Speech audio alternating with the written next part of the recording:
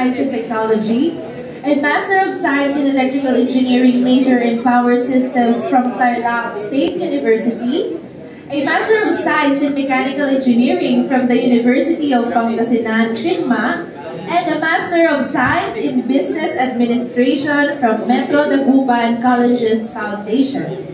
His expertise spans power system planning, electrical construction and installation, and management. He currently manages E&P Electrical Supply and Services. His service record includes the Institute of Integrated Electrical Engineers of the Philippines Incorporated, where he served as Regional Governor for 3 consecutive years and actively participated in various IIEE committees. He also held key positions in UPEP, serving as Regional Director from 2021 to 2023, National Vice President for External Affairs in 2024, and currently as the National President. So let us welcome Engineer Woody Erama.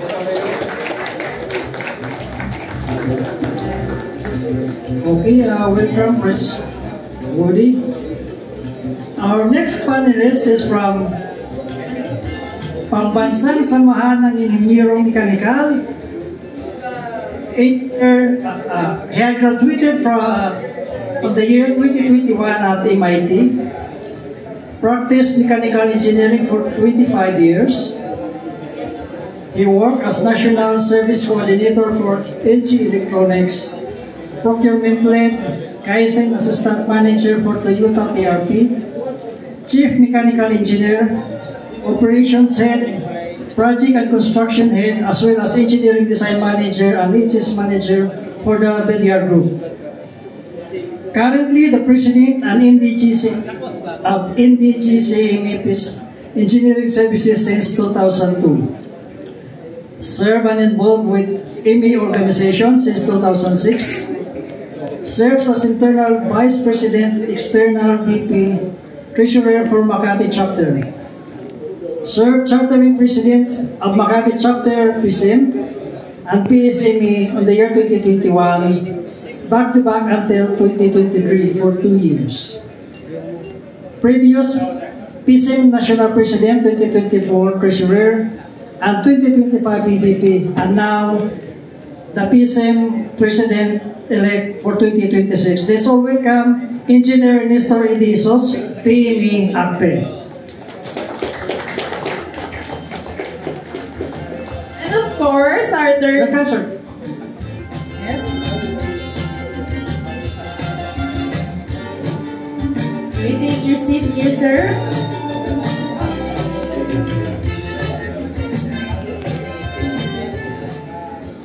And for our third panelist, he is a PRC licensed registered architect and PRC licensed and registered environmental planner, PRC Philippines Certified ASEAN Architect, DTI PCAP CMDF Certified Project Manager, at the Project Management Institute Certified Project Management Professional, Dole Accredited Construction Safety Practitioner, United Architects of the Philippines Fellow Project Construction Management. He is also the Chairman of PRC Board of Architecture Technical Working Group for the Specialization on Construction Project Management under CATS,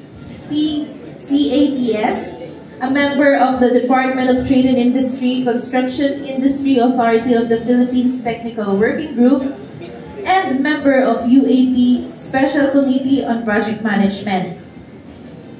He is a member of UAP's College of Fellows, a former committee member on the CPSP CATS Specialty Council, committee chairman on legislations and codes, and currently the chairman on the Committee on Construction Disputes and Arbitration. So, let us all welcome Carlo Fundador B. Marudo.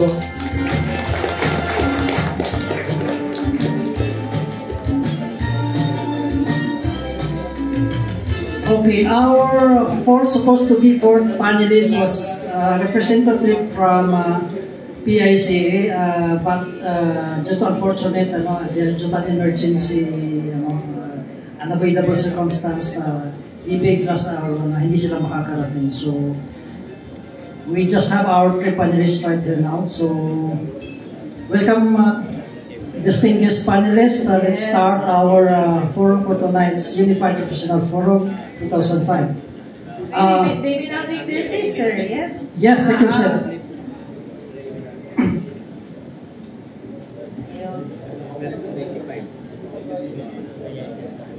Okay, good evening again, everyone. We will give our panelists an opening statement for this evening's Unified Professional Forum. Anyone? Let's start with Engineer Woody. Yeah, Engineer Woody. Yes, hello. Good evening, everyone. Thank you so much, Sir Roel, our former National President of UPEP and the founder, actually, of this organization. And to beautiful lady on my left. So thank you so much also, ma'am.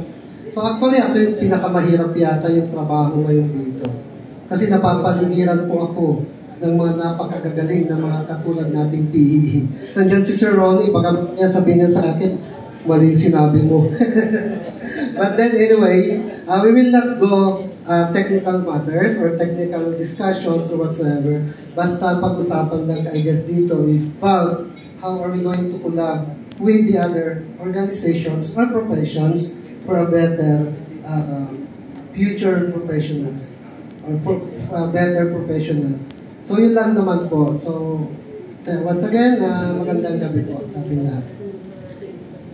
Let's hear from the same panelist.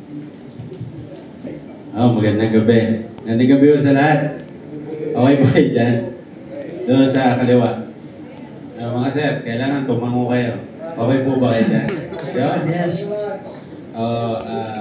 Actually, maraming salamat at we or I or ang kasama ko po, we feel very lucky to have discovered and met familiar and non-familiar faces. I don't know how to say enough yung salamat, pero it's nice to know that we have brothers in other trade na very, how do you say this, concentrated or organized or looking into its professions, yung core ba for the profession, professional electrical engineering. So dahil po doon, babati lang po ako sa pamunuan ng IIEE. Hindi ko na po bangkitin, nilista ko dami po kasi. Yung IIEE, marami po kasi ito, nandito po yung UPE, EEB, UP. Lalo na po doon sa 7 founding members, hindi ko na po isa-isahin. Nandito po sila. Magandang gabi, supposedly nandito rin po si Sir Mapili. Wala po yata. Pero at the end of the day, we would like to share as much as we can and we would like to be a part and collaborate with everyone. So, salamat po sa oportunidad. Thank you, sir. And let's share the opening message from the representative of UAP. Sir Carlo Marudo. Magandang gabi po sa inyo lahat. As an icebreaker po, yung binanggit na intro sa akin is buong pangalan ko, yes, why, base po sa alam ko yun. Carlo Fundador B. Marudo po. So, icebreaker lang natin para hindi naman po tayo masyadong seryoso. Totoo po yan. Ang pangalan ko po ay Carlo from Carlos Primero. I'm sure lahat, 90% here, alam to. 90% daw nakikita ko, mga generation ng aking, nagpangalan sa akin. So, Carlos Primero, Fundador is from Fundador itself. B is from Batangas, which is Bilog. Yan. So, alam din nakakanood niya. And Marudo is from Batangas. Yan po, sa icebreaker. So, yan po, again, sabi nga ni sir, I'm representing UAP, United Architects of the Philippines. And we are also equally thankful for inviting and UPEP reaching to UAP. Also again, yung collaboration, reaching out partnership because alam naman natin in the industry, tayo-tayo rin talaga yung magkakasama.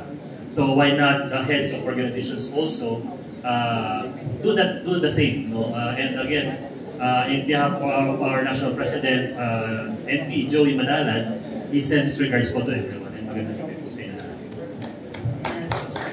Okay, thank you for that opening remarks, and let's keep this rolling, partner. We have questions to our panelists. Yes, without further ado, no, let us get to know na din yung mga ideas ng mga na-invite natin na panelists. So I will be asking na yung first question. Yes. Yes. Gawin lang natin itong lighter night. No, one time masyadong serious. Let's make this fun. Baka may Just an dadagdag, interaction. baka may dadagdag po kayo dun sa icebreaker ni Sir Marudo. Mamaya na.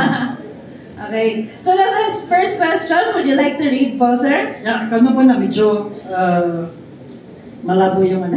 Okay. So Yes, for the first question, kindly share the most significant best practices within your profession that contribute to quality, safety, and excellence in design, construction, and operation of the built environment. So, meron bang unang gustong sumagot sa inyo? Siguro, partner, umpisa natin from right to left. Yun naman. From your view, sir? From our view. Okay, well, I think it's very, sa lahat ng tayo professionals, and I think also our guest speaker, Engineer Aperacho, mentioned this, is continuous improvement. Maybe more professionals are against continuous professional development points, requirements. But ako po kasi is I am a very firm believer in continuous improvement. Not the points, but the improvement. Because sabi nga po natin, nabanggit ni Sir kanina, AI is coming in or is already here, BIM, etc. So every one of us, for me, I think, not just in architecture, but also I think for all professions, it's really good for us to bear that in mind, yung continuous professional development. Kasi last week po, I was in Cambodia attending ASEAN Architects Congress. And they're sharing their best practices as well. And we're not far behind in Southeast Asia, if I may say, in Southeast Asia. We're not that far behind. Pero nga po, I think for me, personally, my most significant, best practice or mentality for myself is being a project manager, representing a client, talking about quality, safety, excellence, design, and construction, is be always open to suggestions. You don't have all the answers. For me, we don't have all the answers. No, that's why merong specialists, electrical engineers, mechanical engineers, structural engineers. It's very important to us for us to recognize that. So for me, yun po yung maybe opening ko dun sa best practice, because again, we have all of us have our own specific contributions to the built environment. And most especially, siyempre, pinag-usapan natin lagi yung safety.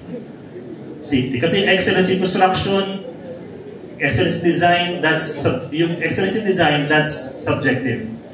Efficiency in construction, that's very important. And yun na nga, but safety is safety. Nabanggit po kanina, I'm also an accredited safety practitioner. So, sa unang pasok ko ng site, safety agad nakikita ko. Next, quality. So, yeah, again, that's my mentality, and maybe also architects and other professionals should also, embrace this continuous professional development, and we don't have all the answers.